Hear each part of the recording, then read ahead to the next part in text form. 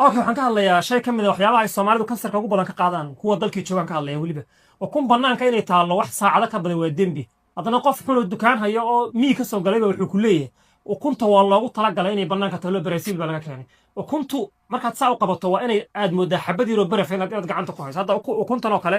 talaagad baan ka soo saaray waan ku celinayaa ilaa maalinka la soo saaray ilaa hadda ilaa la karsanayna talaagad bay ku jirtaa taasna saasa loogu talagalay Soomaaliya taala ma aha dooradaada ku dhashay ama deegaagadaada ku dhashay banaanka iyada ku taala cabaar laakiin ukun intii qorax 120 130 digrii la dhigo 30 digrii macnaha 34 celsius waxa lagu qiyaaso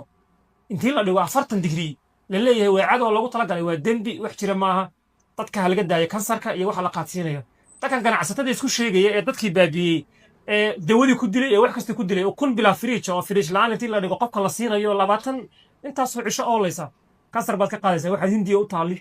hindiya lagu qaaday ee meel kasta lagu qaaday ee aad kansar ka qaadayso ukunta waa la bacrimiyay irbad baana lagu soo duray maaha ukunta caadiga ah ee digaagadu dhasho ama dooradu maaha ukun kastoo ganacsi loo keeno waa ukun 10 cisho 5 cisho lagu process gareeyo la sameeyay marka